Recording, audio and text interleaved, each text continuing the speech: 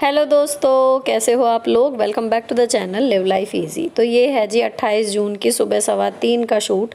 3 बजे उठी थी और 3:15 से मैंने शूट स्टार्ट कर दिया था।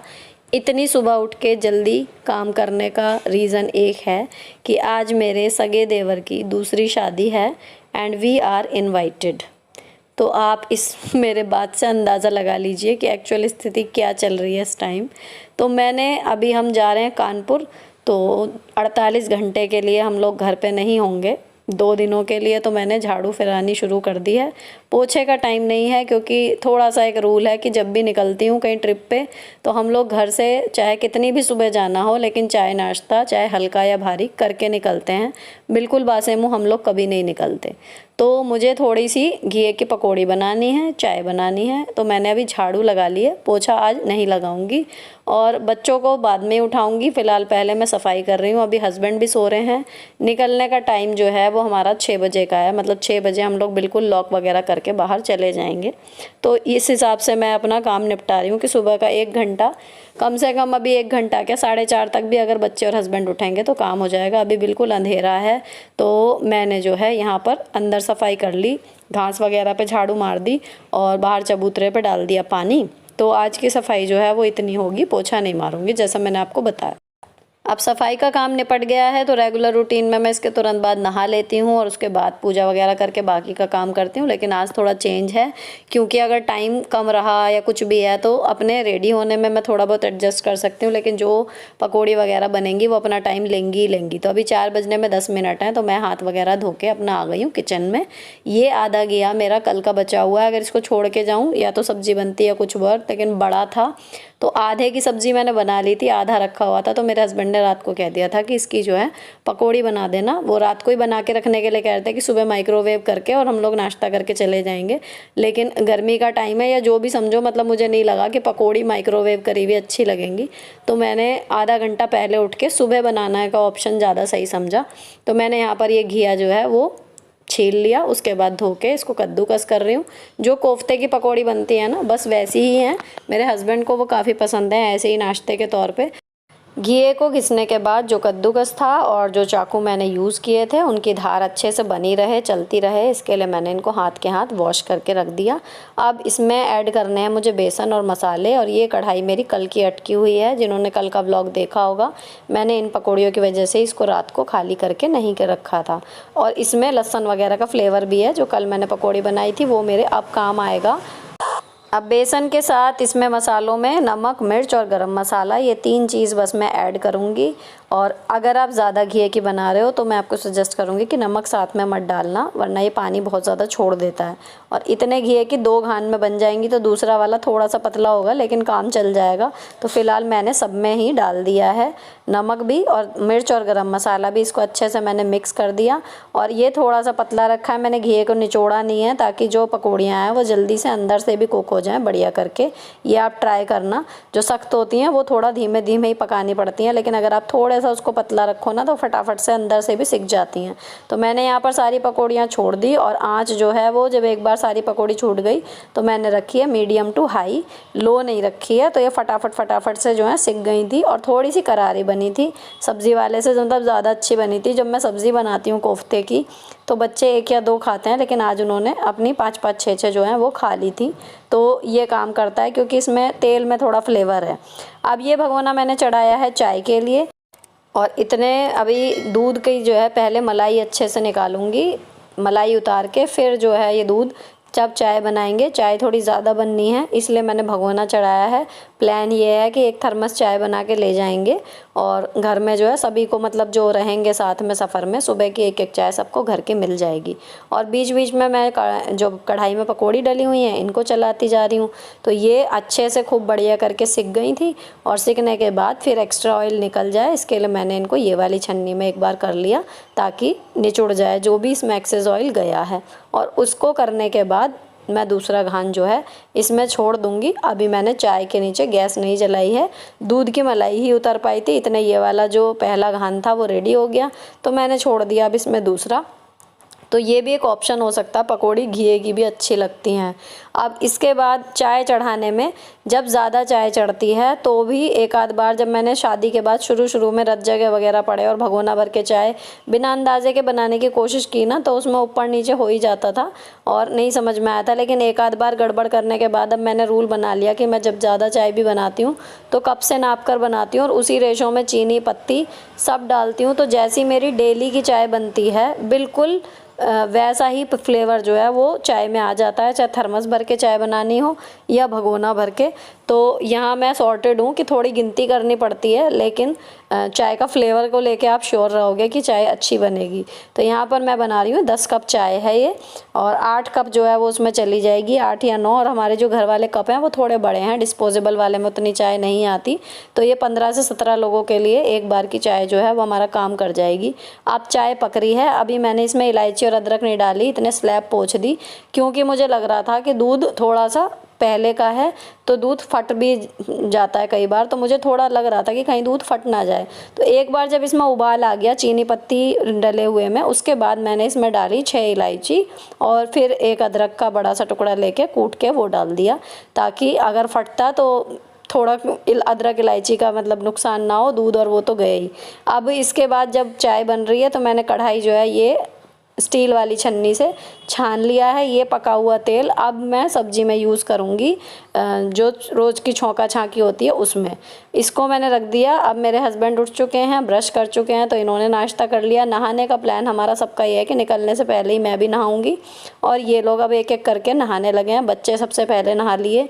पकौड़ी अब ये लोग खा रहे हैं, आराध्या खा चुकी है और वो शूट कर रही है। मैं खाऊंगी नहाने के बाद, मेरे हिस्से की छूट जाएगी। इतने मैंने किचन साफ़ कर दिया, 1 कप मेरा रहेगा, उसको धो दूँगी। और जी ये बच्चे अब मेरे नाश्ता करके नहा धो के रेडी हो चुके हैं। पैकिंग हमने रात को सारी कर ही ली थी। अब यहाँ पर मेरा भी बर्तनों का भी काम निपट गया, तो मैं अच्छे से गैस स्टव और स्लैब क्लीन कर रही हूँ। ये आप हमेशा मतलब कभी भी मिस करने वाला स्टेप नहीं है ये, क्योंकि जब आप घर छोड़ के जा रहे हो 2 दिन के लिए, 3 दिन के लिए, लंबे 10-12 घंटे के लिए भी, तब कॉकरोचेस चींटी होने का प्रबल मतलब वो रहता है, इतना रेगुलर में नहीं रहता, क्योंकि उनको बिल्कुल सन्नाटा मिल जाता है। और अगर आप इस टाइम पे किचन अपनी गंदी छोड़ के जाओगे तो ज़रूर कीड़े मकोड़े होने का चांस बना रहता है। तो कहीं जाने से पहले किचन अच्छे से ज़रूर स्लैब और गैस स्टव साफ़ करके जाओ, कुछ मत छोड़ो वहाँ पर गंदगी। इस काम के साथ ही किचन का काम जो है वो ख़त्म हो गया है। तो अब मुझे जाना है नहाने, और ये थोड़े से कॉर्न रखे हुए थे उबले हुए कल के, तो ये मैंने बच्चों को दे दिए हैं, ये भी खा के ख़त्म करें। और फिर मैं नहाने चली गई। नहाने के बाद मैंने ये पहना है अनारकली, और ये लगभग जी आपको बताऊं 7 साल पुराना है, स्नैपडील से लिया था, लेकिन आ जाता है। और इस तरीके के मौक़ों के लिए ठीक है, जब आपको गर्मी भी ना लगे और देखने में थोड़ा पार्टी वियर सा लगे, तो ये सही काम कर जाता है। अब बाकी की जो टूथब्रश और फेस वॉश ये सब चीज़ें थी ना, ये मैंने रख ली थी। टॉयलेटरीज़ का अलग बैग था। और अब जो है मेकअप वाली ये एक अलग पन्नी है, जो मैं मेकअप यहाँ पे जैसे आईब्रो पेंसिल, लाइनर, ये सब चीज़ें जो मैं हमेशा यूज़ करती हूँ, ये यूज़ करती जाऊँगी और इनको हाथ के हाथ पन्नी में डालती जाऊँगी। और सबसे एंड में ये पन्नी रख दी जाएगी बैग में और लॉक कर दिया जाएगा। यहाँ पर मेरी पैकिंग ख़त्म होती है। तो इसका फ़ायदा ये होता है कि आप कुछ भी ज़रूरी सामान जो है वो सुबह आपको यूज़ भी करना है और आप भूलते भी नहीं हो। तो इस तरीके से मैं ये सारी चीज़ें जो हैं वो पैक कर रही हूँ। बच्चों ने अपने बैग में अपनी मतलब का कुछ भी सामान, क्योंकि अगेन लंबा टूर है, तो इन्होंने अपने एंटरटेनमेंट वगैरह के लिए जो रखना था वो रख लिया है। और अब इनके बैग ले जाने से मुझे थोड़ा सा फ़ायदा ये हो जाता है कि मैं छोटा बैग कैरी करती हूँ, उसमें भी मेरा सारा सामान आ जाता है, क्योंकि जो उसमें नहीं आ पाती चीज़ें वो सब ये अपने अपने बैग्स में रख लेती हैं। मोबाइल चार्जर है, सन ग्लासेस है, ये सब ये लोग अपने बैग में रख लेती हैं। तो मुझे इस चीज़ का बड़ा सुख है। और उसके बाद फिर मैंने की फटाफट से अपनी पूजा, क्योंकि पूजा करने के बाद फिर मुझे अभी नाश्ता करना है और अपने जो 1 आध कप आएगा वो मुझे धोना है। पूजा के बाद मैंने अपना चाय नाश्ता कर लिया था, और नाश्ता करने के बाद फिर मैंने जो है अंदर बेडरूम में चादर वगैरह जो बच्चों ने ओढ़ के सोए हुए थे, इनकी दोनों की चादरें वगैरह रह गई थी, ये मुझे तय करनी है। और इसके बाद मेरा घर जो है वो बिल्कुल साफ़ सुथरा हो जाएगा। इसमें मैंने लॉक लगा दिया और हम लोग निकलने के लिए बिल्कुल रेडी हैं। जिस टेम्पो ट्रैवलर में हमें जाना है वो इनफैक्ट आ चुका है अब। और जाने से पहले मैं आपको दिखाती हूँ अपना पूरा लुक। इसकी दुपट्टा मैंने ले लिया है और ये वाला हैंडबैग मैं कैरी कर रही हूँ। और इसके बाद हम लोग चल पड़ेंगे सारी लाइट्स वगैरह ऑफ़ करके। और मूड की आपको बताऊँ तो एक अजीब सा डर, एक अजीब सी घबराहट ने मुझे घेरा हुआ है। और अब जब मैं वॉइस ओवर कर रही हूँ तो जो चीज़ें हो चुकी, मैं आपको कह सकती हूँ कि वो सब चीज़ें निरर्थक नहीं थी। कुछ ऐसा ही होने की मुझे डर था और वही हुआ भी। तो यहाँ पर जी अब फाइनली हम घर को बाय करके सारे स्विचेस ऑफ करके निकल रहे हैं कानपुर के लिए। और 6 बजने में भी 5-1 मिनट हैं और हम लोग जो हैं सारी लाइट्स ऑफ करके लॉक वगैरह करके चले जाएंगे।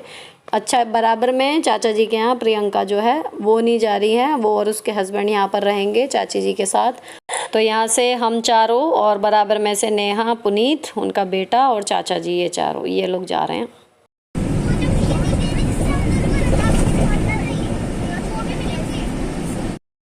रास्ते की आपको बताऊं तो कानपुर पहुंचने से पहले कायमगंज में जो हमारी बुआ सास हैं जिनके यहाँ मैं अभी लास्ट टाइम गए थे हम लोग एनिवर्सरी के लिए, पहले वहाँ रुकेंगे।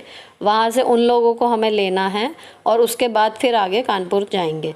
तो बारिश जो है वो इस टाइम पूरे यूपी में मुझे लगता है कहीं पर भी बिल्कुल छीड़ नहीं थी, अच्छे से बारिश थी। और यहाँ पर जैसा भी मूड था खैर, लेकिन हम चारों साथ थे और बच्चे अपनी मस्ती में मस्त थे। तो कोशिश की एक आध क्लिपिंग बनाने की, ये मेरे सपोर्ट सिस्टम है। और उसके बाद फिर हम पहुँचे MK गार्डन में जो कायमगंज में है गेस्ट हाउस। और पिछली बार आपने ब्लॉग में भी देखा होगा जब हम कायमगंज गए थे तो यहाँ पर हम लोग रुके, फ्रेश हुए, अपना लंच हम लोगों ने यहीं पर किया। और आम यहाँ पर बहुत ज़्यादा होते हैं तो मैंगो पार्टी यहाँ पर हुई। और सब करने के बाद लगभग 1.25 घंटे हम लोग यहाँ पर रुके। उसके बाद फिर हम लोग कानपुर के लिए निकल लिए। अब शादी का बताऊं तो मेरा कोई इरादा नहीं था, घर से ही 2 दिन पहले से ही जब से पता चला तब से ही कि मैं वहाँ का कुछ शूट नहीं करूँगी। और अच्छा ही हुआ ये डिसीज़न मैंने लिया क्योंकि वहाँ पर कुछ भी ऐसा नहीं था जो मैं आपके साथ शेयर कर सकूँ हंसी खुशी या जैसे भी। बस मैंने रास्ते की कुछ क्लिप शूट की क्योंकि बारिश और ग्रीनरी बहुत सुंदर सब कुछ लग रहा था। फिर ये था कि लगभग 7:15 तक हम लोग जहाँ जाना था, जहाँ पे शादी का था वो सब कुछ, वो हम पहुँच गए। और अब हम पहुँचने वाले थे तो मैंने ईयरिंग्स अपने मोती वाले ना हिलने की वजह से वो कान में दर्द कर रहे थे, वैसे नहीं करते हैं, तो मैंने वो डाल लिए और अब उतरने की तैयारी है। और जैसे भी था वहाँ पर फिर वेन्यू, खैर शादी शुरू हो गई। और ये है इकलौती वजह जिसकी वजह से मैं इतनी चिंतित हूँ, जिसकी वजह से मैं इतनी अपसेट हूँ, या जो कुछ भी फ़िलहाल चल रहा है उसके पीछे बस एक ये बच्ची है रीज़न, और इसका भाई। जब मैं इसको देख के शूट कर रही थी ना, वो आप अभी देखना आगे की क्लिप्स में, लेकिन जब उसको पता नहीं था कि ताई जी शूट कर रही हैं, she was sitting like this only जिस टाइम उसके पापा स्टेज पर थे। और जब उसको पता होता था कि कोई मुझे मतलब फ़ोटो ले रहा है या वीडियो बना रहा है, देखो फिर वो एकदम से ऐसे स्माइल करके दिखा देती थी। इट इज़ सो पेनफुल यार। और उसके बाद मैंने शादी में एक भी फ़ोटो नहीं खींची। मेरे देवरानी ने एक आध फ़ोटो खींची क्योंकि प्रियंका नहीं आई थी, वो जस्ट बार बार कह रही थी कि मुझे फ़ोटो भेजो, तुम लोग क्या लग रहे हो, कैसे लग रहे हो। उसने 1-2 फ़ोटो खींची। मैं सिर्फ अदिति को देख रही थी, मेरी निगाह इस पर से हट ही नहीं रही थी। और इट इज़ पेनफुल क्योंकि आज ये शादी के बाद 1 दिन बाद इसके पापा इसकी नई मम्मी को लेकर जयपुर चले जाएंगे और ये दोनों बच्चे दादा दादी के पास यानी मेरे सास ससुर के साथ यहीं मेरठ में रहेंगे। और इसके वेरियस रीज़न्स इनके पापा और दादी बाबा के पास हैं जो उन्होंने हमें भी दिए, लेकिन उनमें से कोई भी रीज़न इतना वैलिड नहीं लगा जिसके चलते हम समझ पाएँ कि जिन बच्चों की माँ भगवान ने छीन ली, उन बच्चों के पापा भी उनके साथ नहीं रहेंगे। वो अपनी नई पत्नी के साथ कई 100 किलोमीटर दूर एक अलग शहर में रहेंगे और ओकेजनली इनसे मिलने आएंगे, और ना जाने ये कब तक है। कई बार मतलब मुझ पर आरोप ये भी लग गए कि मैं बहुत नेगेटिव सोच रही हूँ, और दिल से मेरी तमन्ना है कि ये आरोप सही साबित हो, मैं गलत सोच रही हूँ, चीज़ें वैसी बिल्कुल ना हो जिसका मुझे डर है। खैर अब हमारे पास कोई ऑप्शन नहीं है सिवाय भगवान से प्रार्थना करने का कि अदिति अनंत अपना बचपन नॉर्मल बच्चों की तरह एंजॉय कर सकें और बड़े होकर एक खुश और सफल इंसान वो बने। और इसी सबके मिली जुली फीलिंग के साथ अब हम लोग लौट रहे हैं मेरठ। रात को 9:15 के करीब हम लोग पहुंच गए थे। और फिर सुबह ही करूँगी अनपैकिंग, अभी मेंटली फिज़िकली कुछ हिम्मत नहीं है। मिलती हूँ आपसे नेक्स्ट वीडियो में। Till then bye bye, stay beautiful always.